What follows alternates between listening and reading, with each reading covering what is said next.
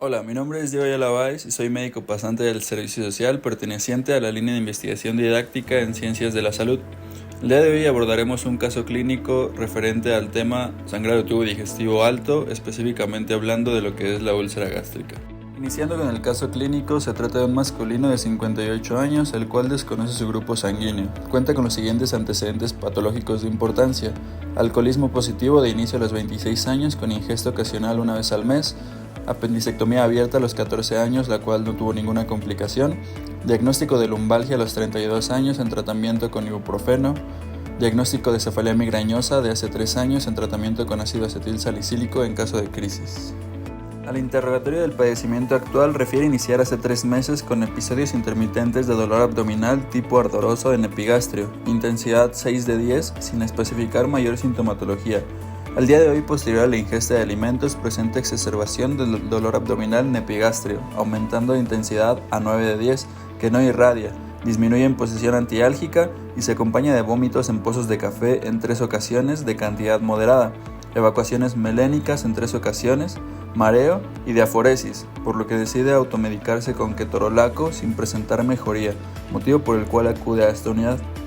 A su ingreso se le toman los signos vitales y encontramos una tensión arterial de 96/70 milímetros de mercurio, frecuencia cardíaca de 110, frecuencia respiratoria de 22, temperatura de 36.1 grados centígrados, saturando el 96%, con un peso de 65 kilogramos y talla de 156 centímetros, lo que integra un índice de masa corporal de 26.7 metros cuadrados. A la exploración física encontramos un hábitus exterior con un paciente poco cooperador con Glasgow de 13 puntos a expensas de 3 puntos oculares, 4 puntos visuales, 6 puntos motores, fascia dolorosa y posición antiálgica. La deambulación es asistida por un familiar. A la exploración de cráneo y cuello encontramos narinas permeables con restos de sangrado oscuro, al igual que en la cavidad oral, y mucosas deshidratadas y palidez en tegumentos. En el tórax hay aumento de los movimientos de inspiración y expiración sin mayor alteraciones. En el abdomen hay presencia de cicatriz McBurney secundaria a la apendicectomía. Doloroso a la palpación profunda en epigastrio con signo de rebote negativo. Obtenemos nuestra sospecha diagnóstica con la clínica, sin embargo solicitamos estudios de laboratorio, encontrando una biometría hemática alterada con una hemoglobina de 7 gramos sobre decilitro con una hematocrito de 30%, integrando así un síndrome anémico. En la química sanguínea encontramos una glucosa ligeramente elevada, sin mayor alteración. Dentro de los tiempos de coagulación encontramos elevado el INR con el resto de los valores normales. En cuanto a los estudios de gabinete, solicitamos una gastroscopía, la cual reporta la existencia de gastropatía erosiva, igualmente una úlcera péptica con clasificación de Forrest 1B, sin toma de biopsia. Y así, por clínica, laboratorio y gabinete, integramos los diagnósticos de hemorragia de tubo digestivo alta secundaria a una gastropatía erosiva, más una úlcera gástrica de tipo Forrest 1B y clasificación Glasgow-Blatchford de 13 puntos, más una anemia de grado 3 por OMS de tipo normocítica normocrómica, más sobrepeso por OMS. Este paciente requirió hospitalización, se le administraron soluciones intravenosas como cristaloides y medicamentos como el omeprazol, se le realizó una endoscopia terapéutica y en cuanto a su evolución clínica presentó mejoría en sus cifras de hemoglobina debido a los concentrados eritrocitarios que le fueron administrados. A las 24 horas remitieron sus signos de vómitos en pozos de café y evacuaciones melénicas. A las 48 horas se mantenía sin datos de sangrado y toleró la vía oral, por lo que fue egresado a su domicilio. Dando inicio con la parte teórica, debemos entender primero un par de definiciones. Primero, que la hemorragia digestiva es aquella en donde existe un sangrado en cualquier porción del tracto digestivo. Anatómicamente podremos dividir esta en dos: la que es una hemorragia de tubo digestivo alta, en la que el sangrado se encuentra en cualquier porción que abarca desde la orofaringe hasta el ángulo duodeno-yeyunal. Este último también lleva el nombre de ángulo de Treitz, debido a que existe una banda fibromuscular perteneciente al peritoneo, que va desde el diafragma y se fija en la cuarta porción del duodeno. Es por esto que sirve de referencia para diferenciar anatómicamente este sangrado alto. Y la hemorragia de tubo digestivo baja, donde el sangrado se puede encontrar desde la válvula ileocecal, que es la unión del ilion con el colon ascendente, y este sangrado puede abarcar hasta el ano. Otra clasificación, ya hablando específicamente de lo que es el sangrado de tubo digestivo alto, es por etiología, y este también se va a dividir en dos: La primera y más común es el sangrado de tubo digestivo no variceal, el cual se divide en sus múltiples causas, donde el más común es por úlceras pépticas, ya sea de tipo duodenal o gástricas. Se sigue de gastropatías erosivas, traumáticas o bien malformaciones vasculares y tumorales. La otra etiología es el sangrado de tubo digestivo de tipo variceal, y esta es ocasionada por la hipertensión portal que existe en pacientes con patologías de tipo hepático, principalmente la cirrosis. Epidemiológicamente es 5 veces más frecuente este sangrado que el digestivo bajo. Su mortalidad va del 3 al 10% dependiendo del país.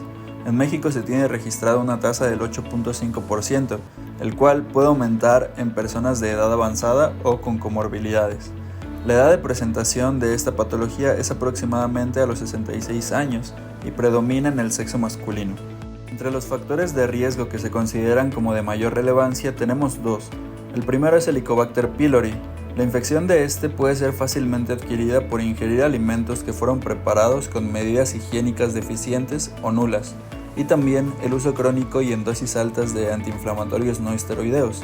Combinar estos medicamentos con antiagregantes plaquetarios puede exacerbar el daño a la mucosa. Otros factores de riesgo que se han visto relacionados son el uso de inhibidores selectivos de recaptación de serotonina, el tabaquismo, el alcoholismo, pacientes con síndromes de hipersecreción y con insuficiencia renal crónica. Etiológicamente, en cuanto a su incidencia, ya sea por hemorragia de tubo digestivo alta de tipo variceal o no variceal, vamos a tener en primer lugar a las úlceras pépticas, abarcando más del 50%, seguidas de las varices esofágicas, las patologías erosivas, el síndrome de Mallory-Weiss, las angiodisplasias y por último las neoplasias. Dando inicio con lo que es la úlcera gástrica, vamos a tener que esta pertenece junto con la úlcera duodenal a las úlceras pépticas, y vamos a definir a una úlcera gástrica como la solución de continuidad en una mucosa gástrica que mide más de 5 milímetros o más, y esta se va a extender a través de la muscular de la mucosa. Anatómicamente, el estómago se encuentra relacionado en superior con el esófago y en inferior con el duodeno. Tiene 4 porciones, de las cuales la primera es el cardias, donde endoscópicamente podremos observar una estructura llamada línea Z. Esta nos marca el término del epitelio escamoso del esófago e inicio del epitelio cilíndrico del estómago. Se va a continuar con su segunda porción, la cual es el fondo gástrico. Se sigue con el cuerpo, la cual es la porción más grande, y finalmente la porción pilórica, que representa la puerta de salida del estómago, y esta la vamos a dividir en 2, en su antro pilórico y en el canal pilórico. La irrigación de esta va a estar dada por las arterias gástricas, las arterias gastromentales y las arterias gástricas cortas, todas provenientes del tronco celíaco. Histológicamente, el epitelio que recubre al estómago cuenta con pliegues gástricos longitudinales, donde encontraremos a las fositas gástricas que se ramifican para formar las glándulas gástricas, y ahí podremos encontrar a las células parietales formadoras de ácido clorhídrico, a las células principales formadoras de pepsina, quimosina y lipasa gástrica, a las células de tipo G liberadoras de gastrina, a las células D que secretan somatostatina, a las células de tipo enterocromáfines que secretan histamina y finalmente a las células mucosas encargadas de secretar mucina. Va a existir una ligera diferencia en cuanto a las glándulas gástricas y a las glándulas pilóricas, ya que las glándulas pilóricas, por su porción anatómica, cuentan con menos células parietales y principales. Por el contrario, existen mayor célula mucosa, lo cual facilita el paso del bolo alimenticio por su mayor secreción de mucina. La defensa de la mucosa gástrica va a estar dada por 3 elementos: los preepiteliales, los epiteliales y los subepiteliales. Dentro de los epiteliales encontraremos a la barrera de moco, formada por células epiteliales, agua y mucina, al bicarbonato, que ayuda a mantener un pH de 1 a 2 en la luz gástrica, pero de 6 a 7 en la superficie epitelial, y a los fosfolípidos, que van a actuar como una barrera físico-química. Los elementos epiteliales van a constituirse por una serie de proteínas encargadas de reparar el daño y dar margen a la división celular, donde va a actuar el factor de crecimiento epidérmico, el factor transformador de crecimiento alfa, el factor de crecimiento de fibroblastos, las prostaglandinas y el factor de crecimiento endotelial vascular. Todas estas van a ayudar a integrar un pH alcalino en esta zona. Finalmente, en los factores subepiteliales encontraremos al sistema microvascular, que pueda proporcionar el bicarbonato y los micronutrientes y oxígeno. al óxido nítrico que actúa como citoprotector y a los nervios sensitivos. La producción de ácido clorhídrico va a constar de 3 fases. La primera, que es la fase cefálica, esta se da por la estimulación de la vista, el olfato y el gusto a través del nervio vago, que va a actuar sobre las células G para la formación de gastrina. La segunda fase es la fase gástrica. Esta va a iniciar cuando el alimento penetra la luz gástrica y los nutrientes estimulan de forma directa las células G y enterocromáfines. La distensión de la pared gástrica igualmente va a provocar la liberación de gastrina. Finalmente, la fase intestinal va a actuar cuando el alimento pasa al duodeno y lo distiende, provocando la estimulación de las células D para su secreción de somatostatina y así se limita la secreción de gastrina. La síntesis del ácido clorhídrico, como ya vimos, ocurre en las células parietales, que están en contacto con la luz canalicular. Partiendo de que necesitamos un hidrógeno y un cloro para la formación del ácido clorhídrico, vamos a tener que nuestras células moleculares de agua intracelulares se van a disociar y van a formar un hidrógeno y un radical hidroxilo. Este último se va a unir al dióxido de carbono para formar un bicarbonato, y la molécula de agua se va a unir al dióxido de carbono por la anhidrasa carbónica, formando así el ácido carbónico, que al ser una molécula muy inestable se va a disociar en un hidrógeno y un bicarbonato.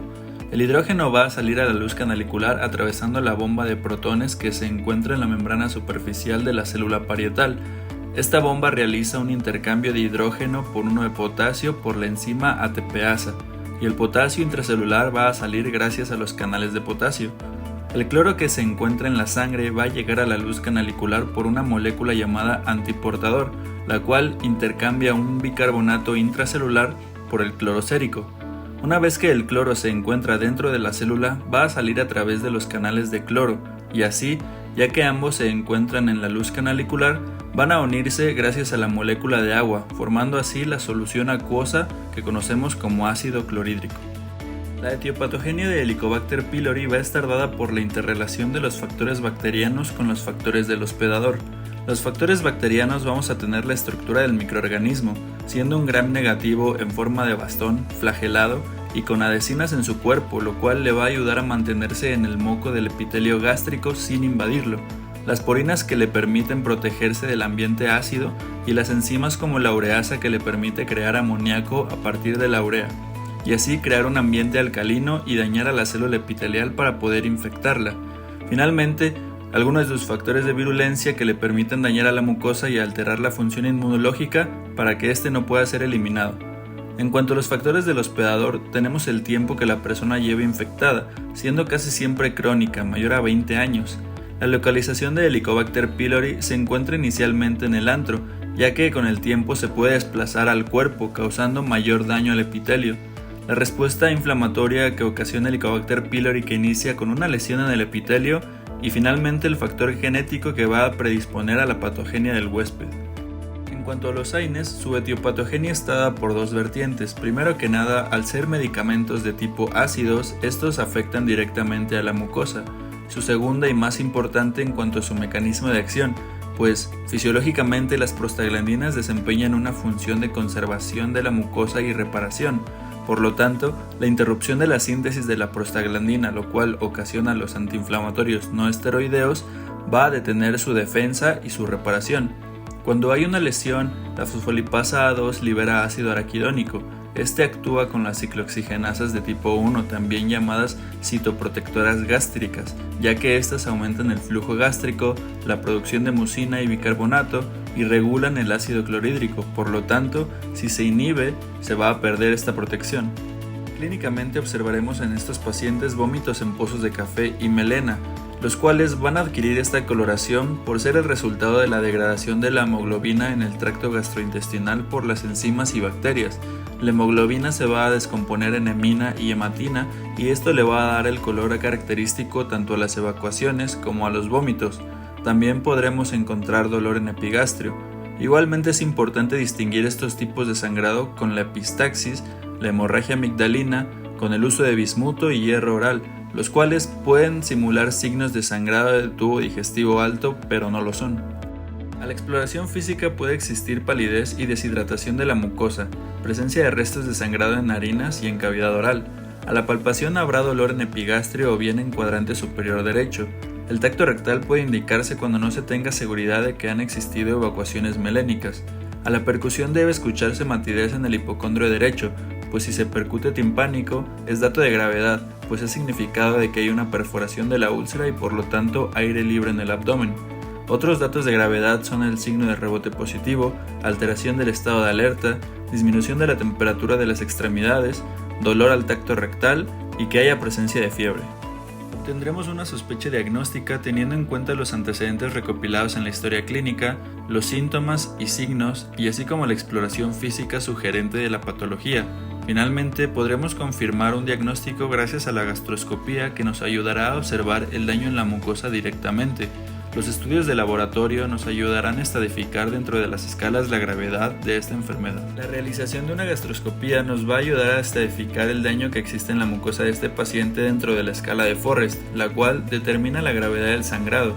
Y esta escala va desde lo más grave, en donde existe un sangrado a chorro, hasta lo más leve, en donde ya no hay sangrado y ya hay un tapón de fibrina.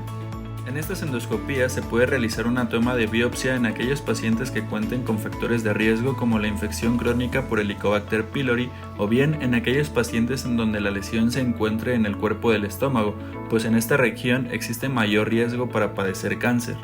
Igualmente, al ser una patología que está relacionada directamente con un sangrado, debemos estadificar la cantidad de hemoglobina que se ha perdido y lo haremos gracias a la escala de anemia que nos brinda la OMS, la cual va desde leve con valores de hemoglobina de 10 a 13 miligramos sobre decilitro hasta grave, donde puede tener valores de 6 a 7.9 miligramos sobre decilitros de hemoglobina. Y aquí cabe resaltar que ya existe una indicación de transfusión de concentrados eritrocitarios, pues esta se indica cuando hay valores menores o iguales a 7 miligramos sobre decilitro. Existe otra escala relacionada llamada de Glasgow-Blatchford, la cual nos da una serie de ítems de laboratorio, clínicos y si hay presencia de comorbilidades, la cual nos va a ayudar a valorar si el sangrado tiene la gravedad suficiente para que el paciente sea tratado en un hospital o bien en un área de corta estancia en urgencias o que éste sea tratado ambulatoriamente. Existe una escala más que nos va a ayudar a valorar la probabilidad de que posterior a la terapéutica empleada en el paciente, éste vuelva a sangrar, la cual es la escala de Rocan, que nos valora ítems como la edad, la hemodinamia, comorbilidades y signos endoscópicos que nos darán un puntaje para determinar si el riesgo es bajo, medio o alto para que exista un resangrado. El tratamiento inicial dependerá si nuestro paciente se encuentra hemodinámicamente estable o inestable, y esto lo determinaremos gracias a si existe o no alteración de sus signos vitales o bien del estado de alerta. En los pacientes inestables debemos de seguir la secuencia ABCDE para mantener una vía aérea permeable por una probable broncoaspiración con la misma sangre, asegurarnos de que se mantenga una adecuada saturación de oxígeno, debemos de canalizar vías permeables para la administración de cristaloides y ayudar a estabilizar la tensión arterial y que la alteración del estado de alerta de nuestro paciente no continúe o bien no se deteriore.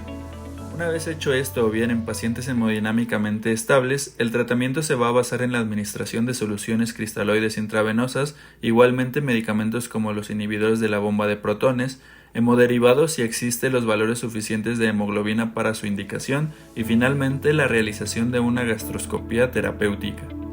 Como se mencionó previamente, el objetivo de administrar soluciones intravenosas es para restituir el volumen intravascular, igualmente para mantener una hemodinamia estable en la tensión arterial de nuestro paciente. En cuanto a los medicamentos, su administración nos van a servir para alcanzar un pH ideal en donde se logre una adecuada formación y estabilización del coágulo sanguíneo. Los hemoderivados, o bien específicamente los concentrados eritrocitarios, los administraremos cuando la hemoglobina sea menor o igual a 7 u 8 gramos sobre decilitro. La realización de la gastroscopía terapéutica debe de realizarse en las primeras 24 horas posterior al sangrado, y esta debe de ser dual, ya sea electrocoagulación, aplicación de clips, inyección de epinefrina o bien coagulación de plasma de argón. Finalmente, si existe infección por Helicobacter pylori, se debe de administrar el tratamiento antibiótico de erradicación que dependiendo de la gravedad de la infección se va a determinar qué antibióticos y cuántos días debe de ser indicado. Eso sería todo por nuestra parte respecto al tema sangrado de tubo digestivo alto, úlceras pépticas. Les agradecemos mucho por su atención y los invitamos a visualizar los recursos digitales con los que contamos en las plataformas de la línea de investigación didáctica en Ciencias de la Salud.